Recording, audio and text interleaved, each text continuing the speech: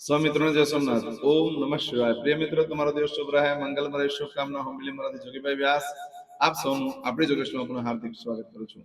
મિત્રો, આજ રોજ જોઈશું આજનું શુભ પંચાંગ. સૌથી પહેલા તો આજે એકાદશી છે. એકાદશીની બધાને ઘણી ઘણી શુભકામના. આ તારીખ છે 29/3/2026 રવિવાર. ચૈત્ર સુદ એકાદશી છે આજે. આજની એકાદશીને કામદા એકાદશી તરીકે ઓળખવામાં આવે છે. આજે લવિંગનું દાન કરવાનું બહુ જ મહત્વ હોય છે. મિત્રો, ખાસ કરીને એકાદશીનો ઉપવાસ કરવો બહુ જ જરૂરી છે. એકાદશીનો ઉપવાસ કરવાથી મોટા ભયંકર રોગોમાંથી પણ મુક્તિ મળતી હોય છે અને થતા પણ નથી. પાપમાંથી મુક્તિ મળે છે. પાપ એટલે આપણો રોગ. આજે એકાદશીના દિવસે લાલાની પૂજા કરવી જોઈએ, વિષ્ણુ ભગવાનની પૂજા કરવી જોઈએ, 1000 તુલસીના પાન ચલાવવા જોઈએ, નમો ભગવતે વાસુદેવાય નમઃના મંત્રથી કરવું. એનાથી ઘણું શ્રેષ્ઠ ફળ પ્રાપ્ત થશે. આપણે યજ્ઞ રાખ્યો છે, યજ્ઞમાં પણ આવો. આજે રવિવાર છે, યજ્ઞનો લાભ લો. એનાથી દેવી પ્રસન્ન થાય છે, ભગવાન શંકરની કૃપા પ્રાપ્ત થાય છે. યજ્ઞમાં બેસવાથી, યજ્ઞ કરવાથી કાર્ય તો સિદ્ધ થાય, પણ એ કાર્ય ભોગવી શકે એવું સુખ પ્રાપ્ત થતું હોય છે. એટલે પાપમાંથી મુક્તિ મળતી હોય છે. આજે જોઈશું આજનું શુભ પંચાંગ. આજે જે બાળકનો જન્મ થાય છે ને, તિથિ ગણેશ એકાદશી. એકાદશી તિથિ આજે સવારે 7:47 પૂર્ણ થઈ જાય છે, અને ત્યાર પછી બાળકનો જન્મ થાય ની 12 તિથિ ગણાશે. એકાદશીનું વ્રત પતે એટલે બીજા દિવસે બ્રાહ્મણોને અને ગરીબોને અન્નદાન ચોક્કસ કરી લેવું. આજે જે બાળકનો જન્મ થાય છે નક્ષત્ર ગણાય છે આશ્લેષા. આશ્લેષા નક્ષત્ર આજે બપોરે 2:39 પૂર્ણ થઈ જાય, ત્યાર પછી જે બાળકનો જન્મ થાય મઘા નક્ષત્ર ગણાશે. આજે જે બાળકનો જન્મ થાય છે યોગ ગણાય છે ધૃતિ. ધૃતિ યોગ આજે સાંજે 6:20 પૂર્ણ થઈ જાય, ત્યાર પછી જે બાળકનો જન્મ થાય શુભ યોગ ગણાશે. આજે જે બાળકનો જન્મ થાય છે એનું કરણ ગણાય છે વિષ્ટિ. વિષ્ટિકરણ આજે સાંજે 7:47 પૂર્ણ થઈ જાય, સવારે 7:47 પછી જે બાળકનો જન્મ થાય બહુકરણ ગણાશે. આ વિષ્ટિકરણમાં જન્મ હોય તેની ચોક્કસ પૂજા વિધિ કરવી. આજે જે બાળકનો જન્મ થાય છે એનું રાશિ ગણાય છે કર્ક. કર્ક રાશિનો અક્ષર આવે છે ડ અને હ. કર્ક રાશિનો સ્વામી ચંદ્ર છે. પરંતુ મિત્રો, આજે રાશિ બદલાય છે, ધ્યાન રાખજો. આ કર્ક રાશિ આજે બપોરે 2:39 પૂર્ણ થઈ જાય છે. એટલે બપોરે 2:39 પછી જે બાળકનો જન્મ થાય સિંહ રાશિ ગણાશે. સિંહ રાશિનો અક્ષર આવે છે મ અને ટ. સિંહ રાશિનો સ્વામી ભગવાન સૂર્યનારાયણ છે. આ સિંહ રાશિ આજે બપોરે 2:39 થી શરૂ થઈ 31 તારીખે રાત્રે 9:33 પૂર્ણ થાય છે. એટલે ત્યાં સુધી જે બાળકોના જન્મ થાય બધાની રાશિ સિંહ ગણાશે. આ રાશિ તિથિ વાર નક્ષત્ર યોગ કરવાનું બહુ જ મહત્વ છે. મિત્રો, એમાં જેનો જન્મ હોય તેની ચોક્કસ પ્રમાણે પૂજા વિધિ કરેલો જીવન સરળ બની જશે. આજે જે કે મારા સબસ્ક્રાઇબ મિત્ર એમાં ઘર પરિવારમાંથી કોઈ પણ સદસ્યની વર્ષગાંઠ છે, મેરેજ એનિવર્સરી છે, એ બધાને મારી ઘણી ઘણી શુભકામના. તમારા જીવનમાં ખૂબ પ્રગતિ થાય. ભગવાન શંકર તમારી બધી મનોકામના પૂર્ણ કરે એવી પ્રાર્થના કરું છું. આજના દિવસે સવારમાં ઉઠી શુકન કરી લો આજનું, જેથી કરીને તમારું આખું વર્ષ સરસ થશે. આજે જે કોઈ મારા સબસ્ક્રાઇબ મિત્રમાં ઘર પરિવારમાંથી કોઈ પણ સદસ્ય કોઈ જગ્યા પર નોકરી ધંધા માટે જઈ રહ્યું છે, કોઈ વેપાર વ્યવસાય કરવા જઈ રહ્યું છે, કોઈ નવો ખરીદી કરવા જઈ રહ્યું છે, આજે કોઈ રમત ગમતમાં ભાગ લેવા જઈ રહ્યું છે, આજના દિવસે કોઈને ઓપરેશન હોઈ શકે, કોઈની ડિલિવરી, કોઈની સગાઈ, કોઈની છઠ્ઠીની પૂજા હોઈ શકે. આવા કોઈ પણ કાર્ય તમે કરવા જઈ રહ્યા છો તે કાર્યમાં તમને સારી સફળતા પ્રાપ્ત થાય એવી સૌના દાદાને પ્રાર્થના કરું છું.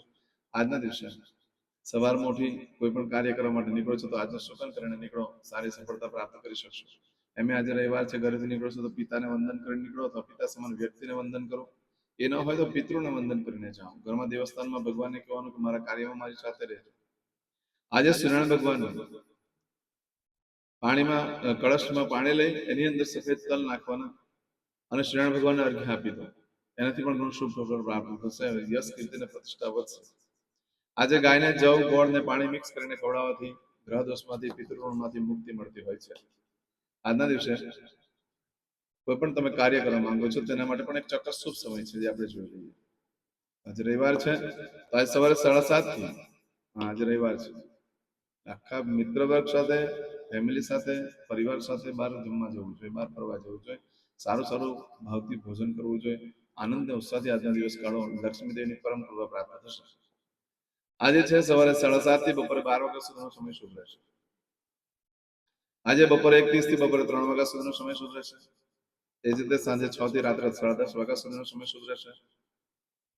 આવતીકાલે મળસ્કે 1:30 થી સવારે 3 વાગ્યા સુધીનો સમય શુભ રહેશે. આવતીકાલે સવારે 4:30 થી સવારે 6 વાગ્યા સુધીનો સમય શુભ રહેશે.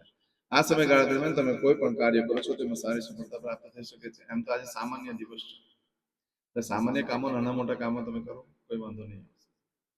ધર્મ કાર્ય કરી શકાય છે. આજના દિવસે બપોરે 2:39 સુધીમાં જો તમારી કોઈ વસ્તુ ચોરાઈ ગઈ, ખોવાઈ ગઈ, તો તેનું શું પરિણામ આવે તે આપણે જોઈએ. અથવા તમે કોઈ ધંધો ચાલુ કરો છો તેનું શું પરિણામ આવે તે આપણે જોઈ લઈએ. આજે બપોરની 2:39 સુધીનો સમય બહુ યોગ્ય નથી. એમાં તમારી કોઈ વસ્તુ ચોરાઈ ગઈ, ખોવાઈ ગઈ તો નહીં મળે. મળવાની શક્યતા બહુ જ ઓછી છે. આ સમયગાળા દરમિયાન તમે કોઈ પણ ધંધો, વેપાર કંઈ ચાલુ કરો છો તો તમે જાહેરમાં આવી જશો, જેના કારણે થઈને તમને ખૂબ જ દુઃખદ લાગણી અનુભવી પડશે. તમારી અમુક અંગત બાબતો જે જાહેર ન કરવાની હોય ધંધાની, તે જાહેર થઈ જશે, જેથી તમારો ધંધો બંધ થઈ શકે છે અને આત્મવિશ્વાસ પણ ડગી જશે. કિંમતી વસ્તુની તો ભૂલમાં પણ ખરીદી નહીં કરશો. જો કિંમતી વસ્તુની ખરીદી કરશો, જાહેરમાં આવી જશે અને તમને જોખમ વધી જશે. નવા વસ્ત્ર પણ ધારણ ન કરશો, ઇન્ટરવ્યુ વગેરે પણ આપવા ન જશો. નવા વસ્ત્ર ધારણ કરવાથી એ કપડાં મોટે ભાગે ફાટી જાય, રફુ કરાવવું પડે, કલર ઉડી જાય અને માનસિક ટેન્શન ખૂબ વધી જશે. જ્યોતિષીને મળવા જવું પડે. આજે બપોરે 2:39 સુધીનો સમય બહુ યોગ્ય નથી. આજે બપોરે 2:39 થી લઈ આવતીકાલે બપોરે 2:49 સુધીનો જે સમય છે, એમાં આપણે કોઈ વસ્તુ ખોવાઈ ગઈ, ચોરાઈ ગઈ, ધંધો ચાલુ કર્યો, વેપાર ધંધો કે ખરીદી કરી, તો તેનું શું પરિણામ આવે આપણે જોઈ લઈએ. આ સમયગાળા દરમિયાન તમારી કોઈ પણ વસ્તુ ચોરાઈ જાય, ખોવાઈ જાય તો 7 દિવસમાં મળે, બાકી મળવાની શક્યતા બિલકુલ ઓછી છે. આ સમયગાળા દરમિયાન પણ કોઈ વસ્તુની ખરીદી ન કરશો, ન વેચાણ કરશો, બહુ યોગ્ય સમય નથી. કારણ કે આજે જો કોઈ ખરીદી કરો છો તો એમાં વારે ઘડી મોટું નુકસાન થઈ શકે છે. ગાડી ખરીદી તો નુકસાન થઈ શકે છે, વાહનનો ગંભીર અકસ્માત પણ થઈ શકે છે.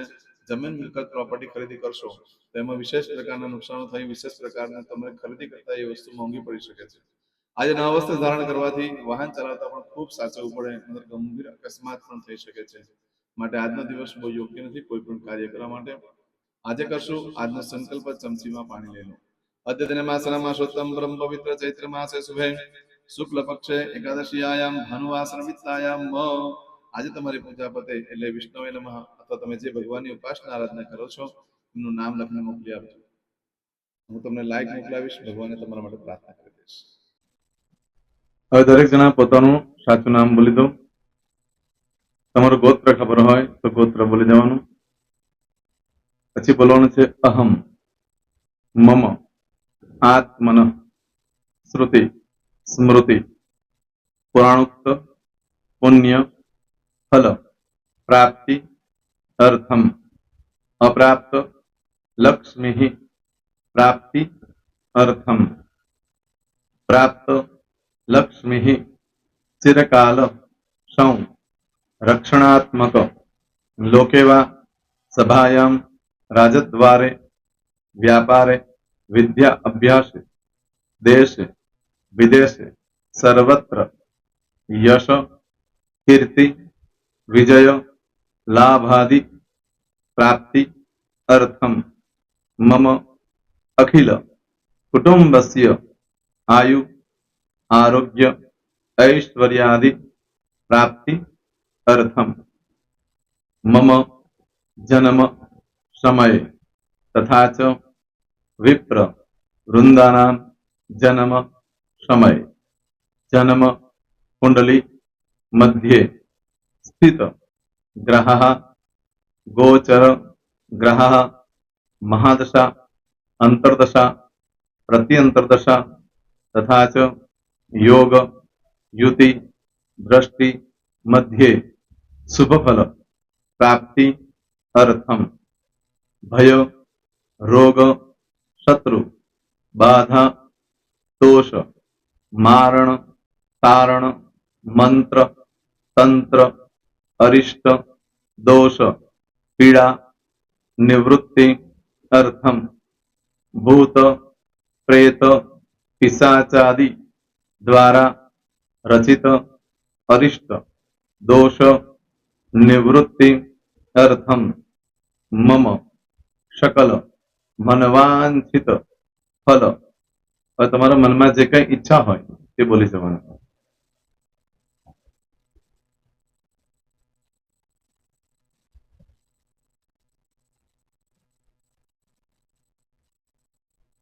બોલવાનું અનુસારતઃ सकल मनवांछित फल प्राप्ति अर्थम. હવે જે બરકતની પૂજા વાળા છે એ લોકો તો આ બધું બોલવાનું જ હોય છે, એ લોકો માટે કોઈ સ્પેશિયલ નથી. પણ જે લોકોએ હવે જે કહું છું તે લોકોએ જ બોલવાનું, જેના લગ્ન થઈ ગયા હોય એ લોકોએ બોલવાનું છે.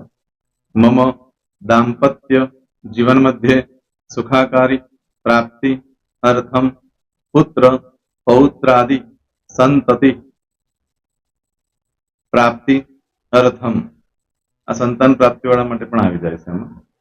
दीर्घ आयु आरोग्य ऐश्वर्यादि प्राप्ति अर्थम तथा च હવે જેના લગ્ન નથી થયા તે લોકોએ બોલવાનું મમ જટટી વિવાહ योग प्राप्ति अर्थम विवाह पश्चात दाम्पत्य जीवन मध्य सुखाकारी प्राप्ति अर्थम।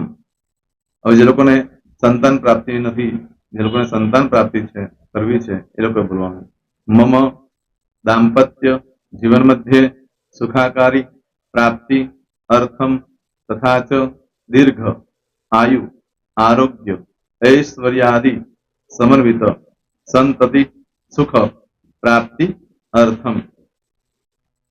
હવે જે અભ્યાસ કરી રહ્યા છો છોકરા વિદ્યાર્થીઓ છે તે લોકોએ બોલવાનું છે મમ વિદ્યા અભ્યાસ મધ્ય ઉત્તરો ઉત્તર પ્રગતિ ઉન્નતિ સાનુકૂલતા પૂર્વક દિવ્ય સફળતા પ્રાપ્તિ અર્થમ। હવે જે લોકો વિદેશમાં જવા માંગતા હોય કે સીટમાં જવા માંગતા હોય મતલબ ભારત દેશની બહાર જઈને ધંધો વેપાર કરવા માંગતા હોય એ લોકોએ અથવા વિદેશ જવા માંગતા હોય કાયમ માટે એ લોકોએ બોલવાનું છે મમ જટટી વિદેશ ગમન योग प्राप्ति अर्थम विदेश गमन कार्य मध्य सानुकूलता पूर्वक दिव्य सफलता प्राप्ति अर्थम। आरोग्य वाળા બોલવાનું છે જેને આરોગ્યની પૂજા આપેલી હોય એ લોકોએ આમ તો દરેક જણા જ બોલવાનું છે બોલો મમ આયુ આરોગ્ય ऐश्वर्यादि प्राप्ति अर्थम।